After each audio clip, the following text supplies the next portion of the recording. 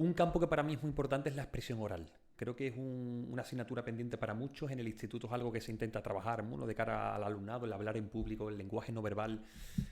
¿Qué sugerencias podrías darnos en general, incluso a un público adulto, que tienen ese problema, esos nervios incontrolables de cara a hablar en público, el que piensa que está cometiendo muchos errores, esa inseguridad? ¿Qué recomiendas para el lenguaje oral?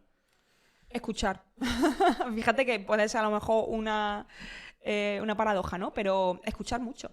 Porque al final también nosotros imitamos, como hemos dicho antes, ¿no? Cualquier acción en el ser humano se imita y por imitación se aprende un montón. El ver mucho y el escuchar mucho. Yo vería y escucharía mucho debate, el cómo se expresa un político en la tele, el ver cómo se expresa un youtuber, si queremos, ¿no? Y queremos acercarnos al público adolescente, escuchar y observar mucho. Y una vez que hemos escuchado y observado mucho, que hemos leído también, al final se practica y es todo, practicar un montón. Aquí nosotros, por ejemplo, en el instituto, es verdad que se está promoviendo mucho, ya hay asignaturas como oratoria, como debate, ¿no? El hecho de no solamente aplicar el lenguaje coloquial, que es muy importante, sino también en el lenguaje formal, la expresión oral también es bastante importante. Y no es que se nos esté olvidando hablar, sino que se nos está olvidando saber qué registro utilizar cuando estamos hablando. A mi alumnado le cuesta un montón el saber que no es lo mismo comunicarse con el director del instituto que comunicarse con un amigo suyo por la tarde. Entonces, es verdad que la expresión oral cuesta cuando tienes que adaptar el registro a la situación comunicativa en la que estás, ¿no?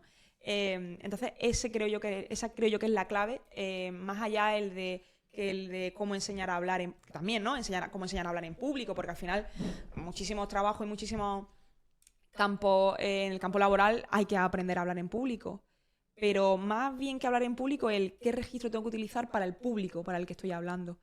Y eso se nos está olvidando. A los chavales se les está olvidando sobre todo, por ejemplo, el otro día tuve un debate también en clase con el uso del usted.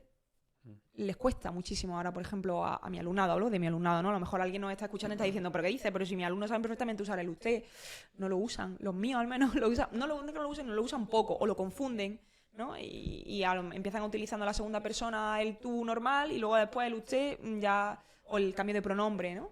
De le dije en vez de te dije. Y es complicado. Entonces yo pienso que tenemos esa asignatura pendiente de aprender a hablar en público y dependiendo del público que tengamos también.